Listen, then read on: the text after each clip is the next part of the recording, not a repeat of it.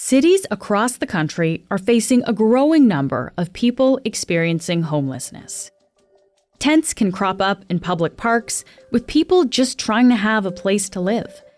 Often, the response to tent encampments is to remove them. But London, Ontario has decided to take a different approach, one that tries hospitality instead of hostility.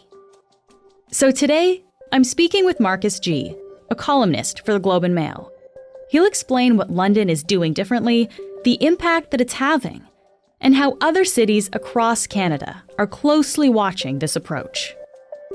I'm Menaka Raman-Wilms, and this is The Decibel from the Globe and Mail.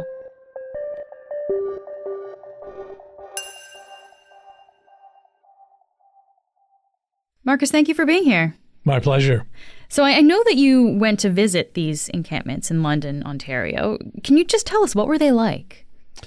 Most of them are along the river. The Thames River runs through London. There's parks and sort of bike paths and so on all along the river. And this is where people tend to set up their tents. And there's usually groups of maybe 4 or 5 of them. Some of them quite kind of established, like they have, plywood walls surrounding them, sort of thing, and a lot big tarp systems to keep the rain off, and campfires and so on. So pretty serious, entrenched, I guess, encampments. There's around 300 people, we think, living in these encampments around London. So 300 people living in these encampments is, not insignificant. I guess, can you give us a sense of the broader scope of the homelessness crisis in London? Yeah, it's really exploded in the last couple of years since the pandemic. As in a lot of Canadian cities, people were, because the shelter system sort of semi-shut down or was restricted during the pandemic, a lot of people started living outdoors. And the number of homeless people in London has about doubled since the pandemic to around 2,000, which is significant. Rents are way up, so a lot of people who weren't homeless before have been forced out of their housing and so on. So it's a really serious problem there. Yeah. You mentioned that, because of the pandemic, people kind of stopped going to shelters. I guess, is there a reason why people haven't come back to the shelters? Is there room for them? Room is very tight in the shelters. They're just about full. And another thing is that a lot of people just have decided they don't like living in shelters. It's sometimes dangerous. There can be fights and so on. They're a little more independent if they're living outdoors. And if they've got a proper setup, some feel they can hack it. I guess, can you remind us of some of the systemic issues really that contribute to people having to be in this situation where they don't have a place to live? Yeah, it's not just the housing problem. There's also problems of addiction and mental illness. London has about 600 people who are considered what they call high acuity. This usually means a combination of addictions, mental illness, other kind of physical problems that make them really hard to reach and hard to help. And you mentioned housing as well. We know housing is an issue across the country. What's the situation like in London? Rents are just out of control. I mean, it used to be you could get a kind of, crummy apartment or a room in an apartment and you could afford it. And the rents are way, way up, as they are in cities all across Canada. So that's a big issue. I know a number of people have unfortunately died on the streets in London as well in the last few years. Do we have a sense of that? Yeah, it's a shocking number, about 250 people over the last 4 years. And this is a city where you might get, 7, 8, 9, say homicides in a year. Maybe they're about the same number of traffic accidents. So it's a really shocking number. And people are dying of all sorts of things. It might be, a lot of cases, it's overdoses, because fentanyl is king of the streets there, as it is in so many cities. It might be simple exposure. There's all sorts of dangers like fire and so on as well. So let's talk a little bit more about these encampments too in London, Marcus. The new thing that London is doing here is they're bringing services to encampments. So what exactly does that mean, and what does that look like? Yeah, it's a different approach, because a lot of cities have simply said, look, we can't tolerate these, and have come in and swept them away. Toronto did that in one famous encampment in Park Trinity Bellwoods. Vancouver did it in its downtown east side. London's philosophy is, look, if we sweep away the encampments, they're just going to come back. People will pick up their belongings. A couple of days later, they'll be back setting up a tent again. So the philosophy is, look, for the time being anyway, let's help them survive in this situation. So what they've done is they've set up a bunch of depots, what they call depots, near the encampments, and they hand out food, they hand out water, they hand out warm weather clothing. They have people on site who can say, look, do you want help getting into a shelter or getting into some kind of supportive housing? What other kind of assistance do you need? They've also sent down people to pick up garbage. They've set up porta potties. Wow. Firefighters are actually going down to the encampments and saying, look, this campfire you've got here, it's too close to the tarp here. That could set it on fire. So rather than, saying no campfires, although that's obviously technically still the rule because a lot of these are in parks, firefighters are saying, look, buddy, just be careful with your fire. Oh, so that is a real change in approach, it sounds like. I guess there's the obvious benefit of letting people have some shelter here. But what are some of the other benefits, Marcus, of making encampments more habitable and easier to live in? Yeah, the idea is that if you're going down and clearing away the encampment, this person who's living in a tent, their life is thrown upside down. Where do they end up? Maybe they end up on the streets of downtown where they're doing drugs right on the sidewalk, and that certainly happens. If they don't have food to eat on a daily basis, maybe they're shoplifting from the corner store. And so these problems compound. But if you let them, at least in the short term, have a sustainable life, even though it's not a very pleasant life living in a tent, then at least their lives might become a little more settled. They might be more receptive to other kinds of help. And so in addition to these encampment services, London is also going to pilot a new kind of supportive housing called hubs. This is specialized housing for people with the most complex needs who are dealing with things like mental illness, addiction. So Marcus, how many of these hubs are in the works? There's initially be around 5 and then eventually as many as 15.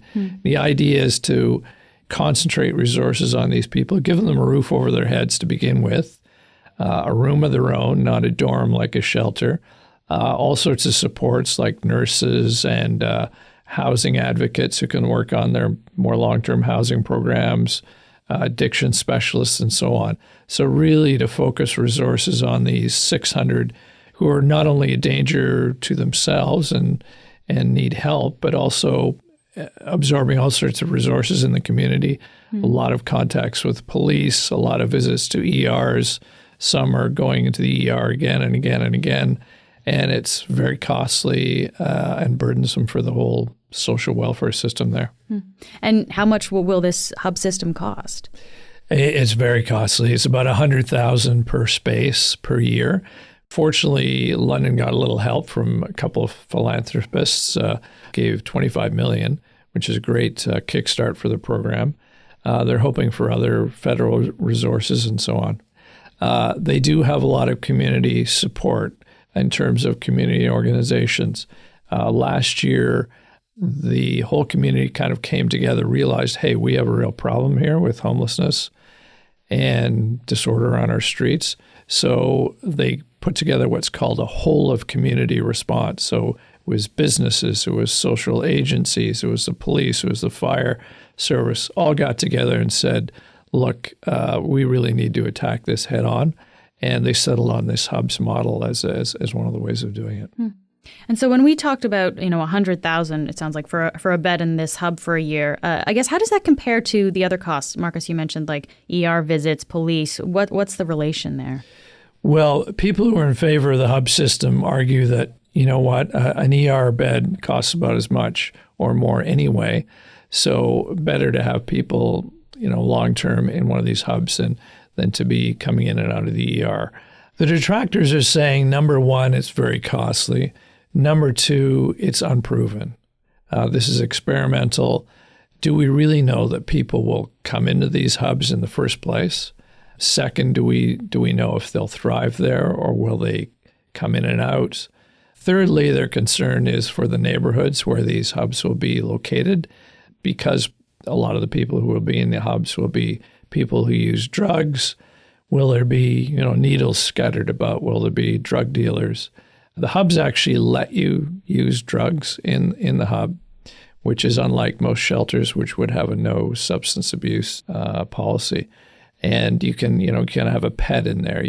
Couples can live there and so on. So it's a sort of, it's a low barrier system where you're trying to encourage people to come and live as they do live. We'll be back in a minute.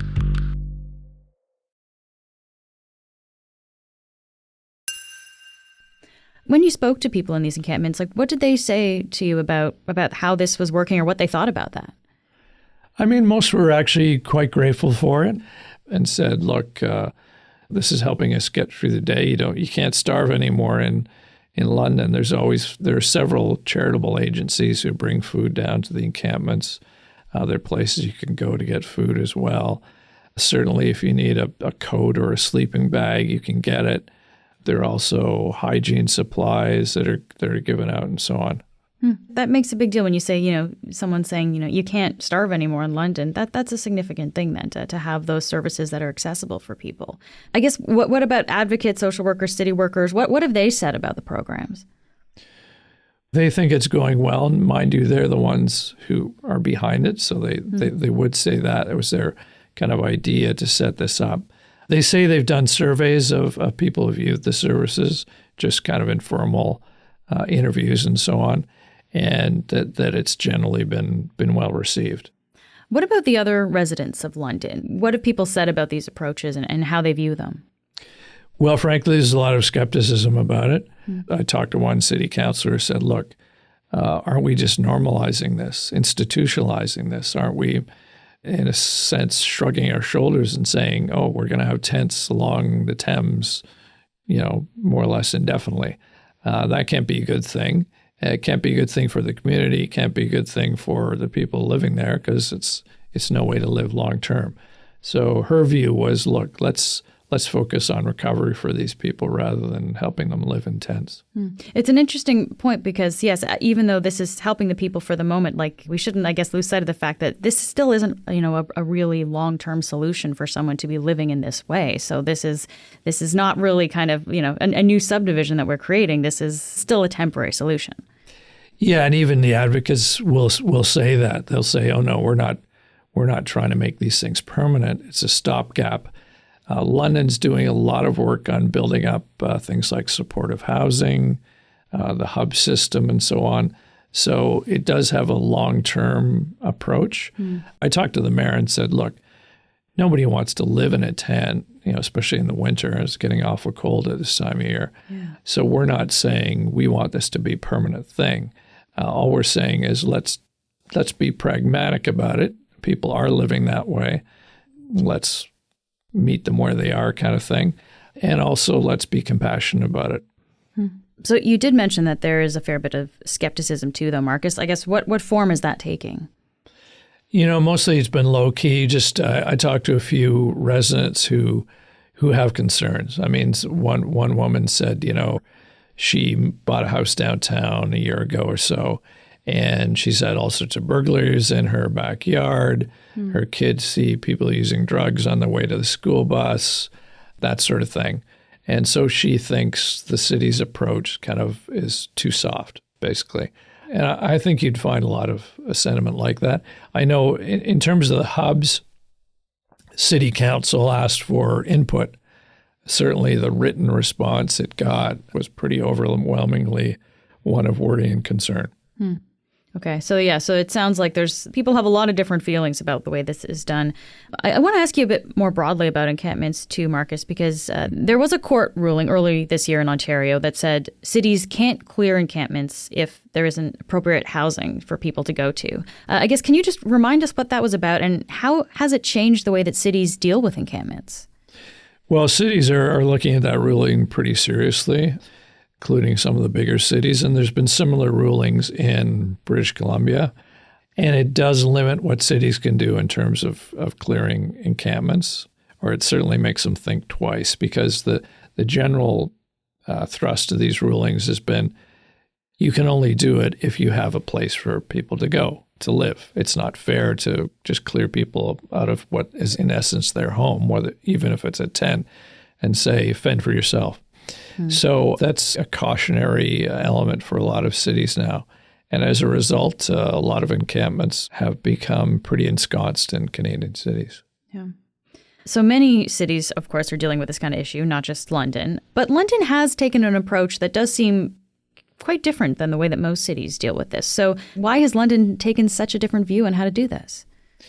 Well, I think it has a lot to do with this community gathering they had last year and earlier this year, in which all these community groups came together and said, look, yeah, we have a real problem. 2,000 people living on our streets and in camps.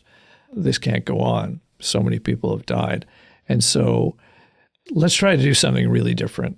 Let's try to, hit at the roots of the problem rather than just deal with it day to day with policing, fire, sort of handing out food and, nightly shelter. That's not going to cut it. So let's try this hub system. Let's try more supportive housing. Let's realize the encampments are there for now and try to cope with them and help people survive. They've looked around North America and they don't think any other city has done anything quite like what they're doing. Wow. So it sounds like this is a first, what they're trying here in London. But is this potentially a model that other cities could follow? Yeah, I mean, it could be. I think it's very much still an experiment, though. I mean, there's a certain amount of, I guess you'd call, idealism around it. Yeah, the critics would say it's a little naive to think you can just sort of say live and let live and encampments eventually will go away. So we'll have to see. Certainly other cities are looking very closely, and several are taking a similar approach already. For instance, Hamilton is starting to extend services to its encampments. Halifax has some zones where encampments are allowed.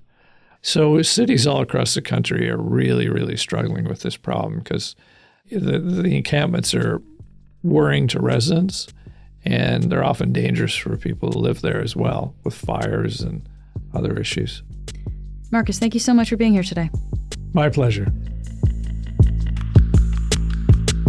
That's it for today. I'm Menaka Raman-Wilms. Michal Stein produced this episode. Our producers are Madeline White, Cheryl Sutherland, and Rachel Levy-McLaughlin. David Crosby edits the show. Adrian Chung is our senior producer, and Angela Pacenza is our executive editor. Thanks so much for listening, and I'll talk to you tomorrow.